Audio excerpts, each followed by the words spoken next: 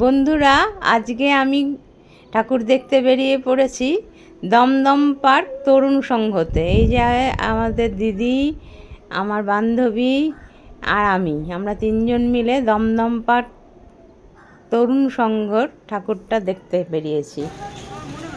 দেখো, অনেকটাই কাছাকাছি এসে পৌঁছেও গেছি। এখান থেকেই সব এগুলো শুরু হয়ে গেছে।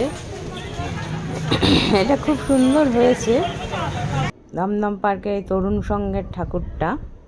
দেখো, যেতে যেতে এই যে ব্যানারগুলো দিয়েছে, কি সুন্দর লাগছে পরপর পরপর। এখান দিয়েই আমরা যাচ্ছি। খুব সুন্দর ঠাকুর, থিমটা খুব ভালো হয়েছে। আমি কাছাকাছি গেলেই তোমরা বুঝতে পারবে। এই দেখো, এখন লাইনে দাঁড়িয়ে আছি। লাইন পড়েছে, অনেকটাই বড় লাইন পড়ে গেছে। আমরা দুপুর গেছি, তার মধ্যেও এত বড় লাইন পড়ে গেছে।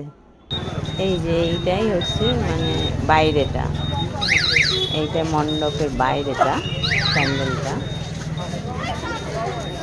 এই ভিতরে এবার ঢুকলাম। ভিতরের বিষয়বস্তু হচ্ছে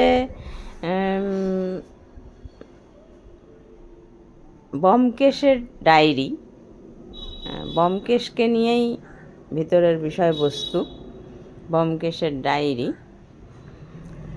তো খুব সুন্দর করেছে, থিমটা অত্যন্ত সুন্দর। আর ভিতরের চিত্রগুলো, তারপরে জিনিসপত্র, যে টুকরো টুকরো যে জিনিসগুলো নিয়ে সাজিয়েছে, খুব সুন্দর। এই দেখো দুর্গাটা, এখানে এই দুর্গারই পুজো হচ্ছে। এটা মাটির দুর্গা, খুব সুন্দর দুর্গাটা করেছে। একটা আলাদা রকম সুন্দর হয়েছে। মা দুর্গার প্রতিমাটার মধ্যেও একটা আলাদা ধরন আছে। আর এই যে মেট্রো, তারপর ট্যাক্সি, এগুলোও খুব সুন্দরভাবে তুলে ধরেছে। ট্যাক্সির সামনে আবার আলোও জ্বলছে। এই যেখানে লিখেছে ব্যোমকেশের ডায়েরি,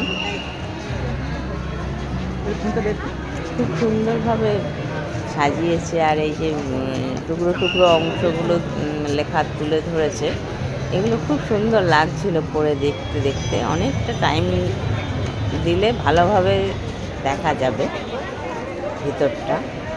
অত্যন্ত সুন্দর করেছে, অত্যন্ত। এখানে আমাদের সঙ্গে আগেই গিয়েছিল ভাস্বর আর সোনালি, যারা সিরিয়াল করেন, ওরাও গিয়েছিলেন, ওনারাও ছিলেন। আমি ঠিকমতো ভিডিওটা নিতে পারিনি, ওনারাও ওখানেই ছিলেন।